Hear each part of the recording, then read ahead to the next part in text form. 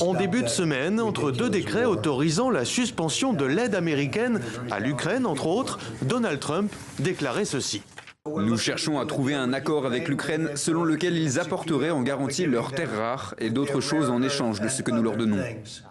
Quelques jours plus tard, 8000 km plus à l'est, comprenant qu'il n'obtiendrait pas le soutien américain gratuitement, Volodymyr Zelensky mettait en scène, carte à l'appui, les généreuses dispositions géologiques de son pays en matière de terres rares, ces métaux stratégiques, appelés aussi minerais critiques, car ils sont l'enjeu principal de la transition énergétique à venir. Ces gisements sont inestimables, ce sont des sommes d'argent énormes, énormes. C'est pourquoi nous devons les protéger. Donc si nous parlons d'un accord, c'est ce que veulent les Américains, alors faisons un accord, nous sommes pour, faisons-le.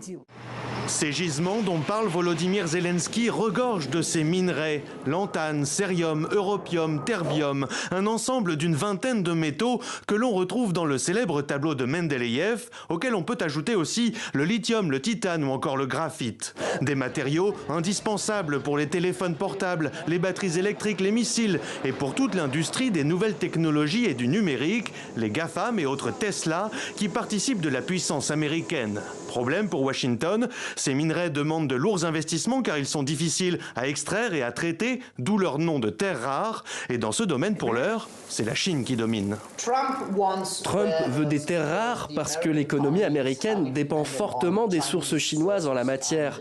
Et c'est un risque économique et de sécurité nationale. C'est la raison numéro 1. La deuxième raison, c'est qu'il n'y a pas beaucoup d'entreprises américaines capables d'extraire et de traiter des terres rares aux États-Unis.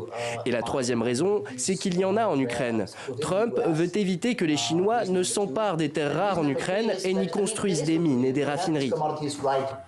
Dans le sol ukrainien, ces terres rares sont disséminées sur tout le territoire. Outre les données géologiques qui datent de l'époque soviétique et le manque d'investissement qui rend difficile l'évaluation économique du potentiel de ces gisements, une partie d'entre eux se situe dans l'est du pays, dans le Donbass, qui se trouve partiellement sous occupation russe. Voilà de quoi nourrir les négociations entre Volodymyr Zelensky et Donald Trump. D'après l'Américain, une rencontre pourrait avoir lieu dès cette semaine.